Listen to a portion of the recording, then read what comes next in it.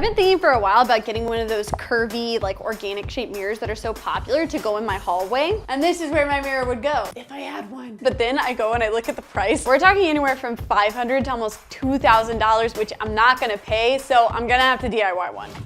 Let's go. I scored my first curve, whacked it, and this is the point when I realized that this mirror was going to be very different than the practice one. This mirror is thick, like many C's more thick than the other mirror. I went to hit the line that I had just made, the mirror didn't even flinch. I added another scoring line because maybe I had just goofed on the first one. Nope, I tried just really wailing on it and I saw the crack form, but still no movement at all. After having a bit of a panic and my sister having to come tell me that it would all be okay, I regrouped, grabbed a pair of pliers that I had and added even more pressure to the cut and...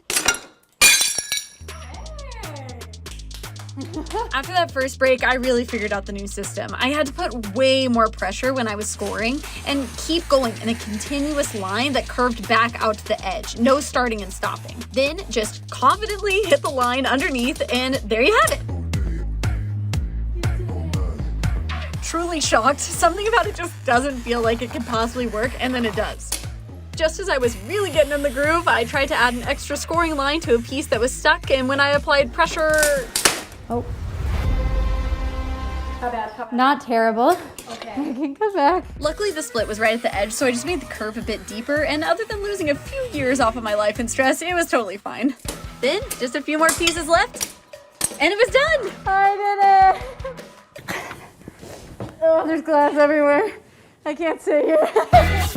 Oh hey, I'm in a new outfit. You wanna know why? It's because we're at the part that was the most annoying and took the longest amount of time, the sanding. This honestly took so many hours and my fingers are still a bit sore days later. I used the wet sandpaper technique to try to keep the glass shards from flying all around and worked my way up from 80 grit all the way to 220. I am just going to show you the final pass and the cleaning up because not only did this take forever, but it was boring as heck. You're welcome. Is it perfect? No. There are a couple places where there's some nicks, some of the mirror backing has come off, but I hand made it. So I think that that's perfectly fine. And as an organic mirror, I think it adds to the look.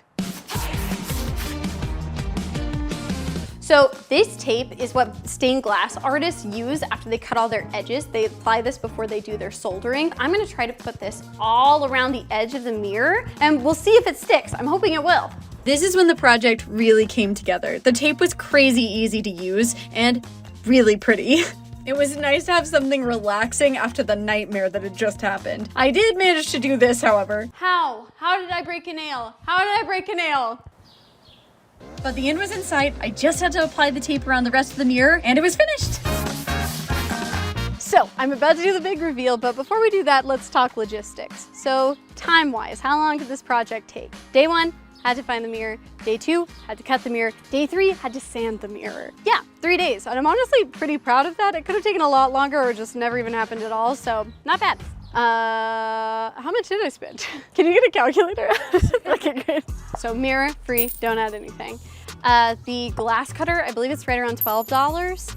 The tape was $7. And the sandpaper I already had on hand, but I got it in like a multi-pack for $3. So grand total is 22. We only spent like 20 bucks?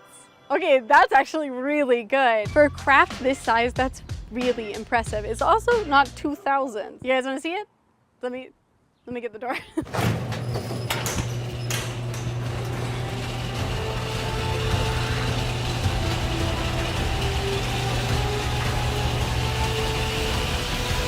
It's done! I honestly can't be more proud of how this actually turned out.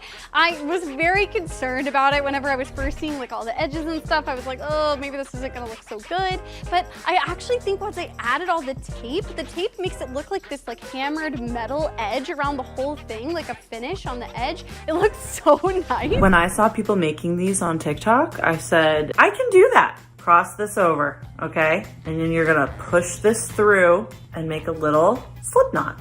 And what you just did, you're just gonna continue. You're gonna push this through. That's another loop. Gonna push it through again. Wow, another loop. Do you see what's happening here? It's like starting to make a little row. So you're gonna make a long chain. Once you have this done, you're gonna take this last loop that you did. You're going to fold it over you're gonna take this side and you're gonna do the exact same thing. You're gonna push that through and you're just gonna continue along the side. And then when you get to the end, you're gonna go over to the end loop.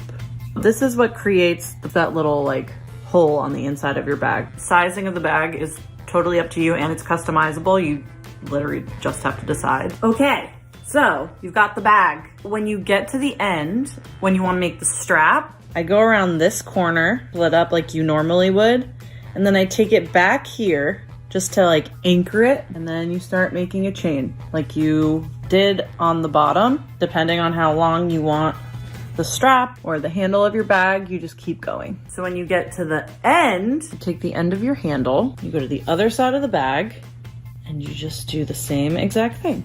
And here's your finished bag. Got plenty of space on the inside. Easy peasy, lemon squeezy.